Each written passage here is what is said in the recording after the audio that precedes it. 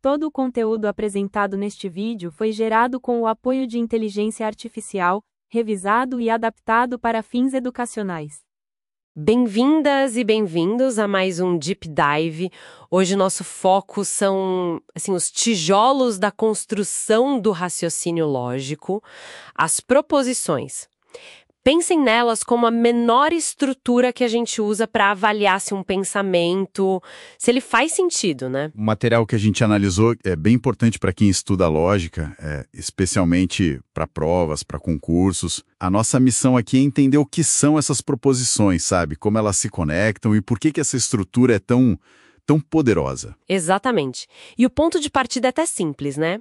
Uma proposição é uma frase declarativa, uma afirmação. E o principal, a gente pode classificar essa frase sem dúvida nenhuma como verdadeira ou falsa. Só isso. Isso tudo se baseia naqueles princípios lógicos básicos, sabe? O da não contradição, algo não pode ser V e F ao mesmo tempo, e o do terceiro excluído, ou é V ou é F. Não tem meio termo. Certo. Então, para ser proposição, tem que dar para julgar. V ou F. Tipo, o Brasil fica na América do Sul. Isso é verdadeiro. V. Ou então a lua é feita de queijo. Claramente falso. F. Mas espera aí. E uma frase como Brasília é a capital do Rio de Janeiro? Está errado, é falso. Mas ainda é uma proposição, né? Perfeito. Mesmo sendo factualmente incorreta, Brasília, a capital do Rio de Janeiro, tem um valor lógico definido. Falso. O ponto crucial é ter um valor, V ou F. Não importa qual é.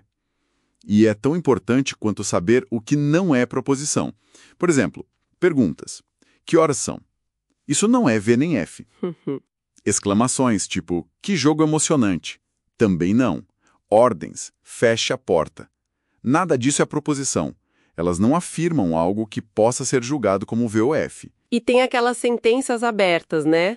Algo como X é maior que 10. Isso só vira proposição se a gente souber o valor do X, certo?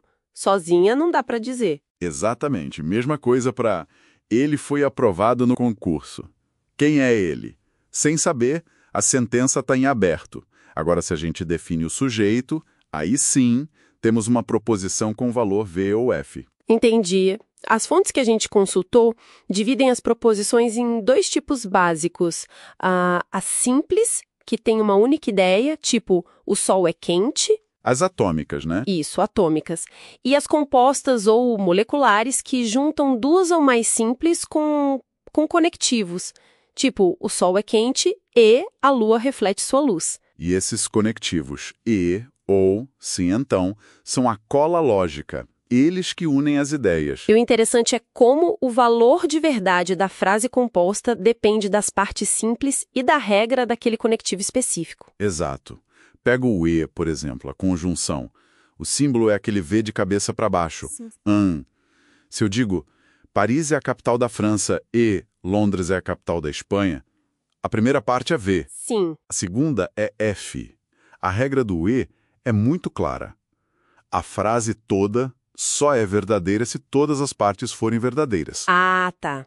Então V com F no E dá falso. Isso. V e F resulta em F. A lógica é bem rigorosa quanto a isso. É a base das tabelas verdade. Entendi. Agora vamos para a negação. O símbolo é o tio ou aquela cantoneira. Parece simples, né? É só inverter o valor. Se P é o documento foi assinado e isso for verdadeiro, V, então tio P, que é o documento não foi assinado, vai ser falso, F. Parece fácil, mas as fontes alertam. Cuidado com palavras como todo, nenhum, algum. Os quantificadores aí complicam um pouco. Como assim? Como funciona negar essas palavras? Aqui tem que ter atenção redobrada, sabe? Para negar quantificadores, a gente precisa trocar o tipo de quantificador. E, às vezes, a qualidade também. A regra geral é: a negação de um quantificador universal como todo ou nenhum vira um existencial, tipo algum. E o contrário também vale. Certo. Por exemplo, para negar todo político é honesto. Muita gente acha que a negação é nenhum político é honesto. Mas está errado. Ah, é? E qual é o certo? O correto é: algum político não é honesto. Ou, o que dá na mesma, existe pelo menos um político que não é honesto. Basta um para quebrar a regra do todo, entende? Ah, claro. Faz todo sentido. Para quebrar uma regra universal. Todo mundo é X, só preciso de um caso que não seja X. Alguém não é X. E as outras? Segue a mesma lógica. Para negar nenhum A é B, a negação correta é algum A é B. Certo. E para negar algum A é B, aí sim vira nenhum A é B. É uma inversão, mas tem que ser feita com cuidado. Ok. Passando rapidinho por outros conectivos importantes que apareceram. O ou, a disjunção V, ela só é falsa se todas as partes forem falsas. Tipo, precisa ter o AB ou o CREA. É verdadeiro se a pessoa tiver um, outro ou até os dois registros, né? Exatamente. Só seria falso se a pessoa não tivesse nenhum nem outro. E o se ponto então, a implicação ou condicional, esse cai muito em prova, né? Dizem que a única forma dele ser falso é quando a primeira parte, a condição, é verdadeira e a segunda, a consequência, é falsa. V leva F da F. Isso. Aquela famosa dica da Vera Fischer é falsa, né? Ajuda a lembrar. V-F é igual a F. É a única combinação que torna a implicação falsa. Pensa assim, a implicação é uma promessa. Se chover, V, levo o guarda-chuva, F. Se choveu e eu não levei, a promessa foi quebrada. É falsa. Todas as outras combinações, V, V, F, V, F, F, são consideradas verdadeiras na lógica formal. Mesmo F, F, F, que parece estranho. Se a lua é de queijo, F, então eu sou o rei da França, F. Como a condição é falsa, a promessa não foi testada, então não foi quebrada. Logo, é V. Interessante essa lógica. E para fechar a parte mais técnica, a gente viu a equivalência lógica, equivalência com.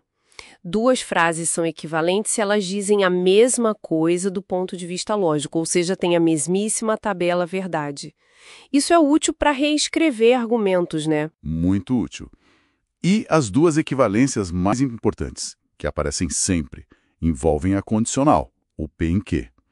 A primeira é a chamada equivalência condicional. P em Q é logicamente a mesma coisa que Simeon P ou Q. Ou seja, se estudo, passo. P em Q. É a mesma coisa que não estudo ou passo. Simeon P ou Q. Parece estranho falando assim, mas as tabelas verdade são idênticas. A lógica garante. E a outra? A outra é a contrapositiva. P em Q é equivalente a Simeon Q em Simeon P, usando o mesmo exemplo. Se estudo, passo, P em Q, é logicamente igual a se não passo, então não estudei. Simeon Q em Simeon P. Ah, essa faz mais sentido intuitivo. Sim, e ela é incrivelmente útil para fazer deduções e construir argumentos válidos. Fundamental mesmo. Ótimo. Então, resumindo o nosso mergulho de hoje, a gente identificou o que são proposições, aquelas frases declarativas que podem ser V ou F. Vimos a diferença entre as simples e as compostas, que são unidas por conectivos como e, ou, se, então. Entendemos como o valor de verdade final de uma composta depende das partes e das regras desses conectivos. E desvendamos também as regras de negação, principalmente aquelas mais chatinhas com todo, nenhum, algum. E, por fim, as equivalências importantes da condicional. Ferramentas poderosas, né? Com certeza. E para finalizar, fica uma reflexão assim. Se a gente sabe que a estrutura lógica, por si só, pode garantir a verdade de algumas afirmações, pensa na tautologia chove ou não chove, que é sempre V, não importa o clima. Como será que a percepção dessa estrutura lógica, que muitas vezes está escondida no discurso, poderia mudar a forma como a gente avalia os argumentos do dia a dia? Ou as manchetes de notícias, os debates? Será que reconhecer essa estrutura ajudaria a gente a olhar para além da mensagem superficial e focar mais na validade do raciocínio que está sendo apresentado? Fica aí para pensar.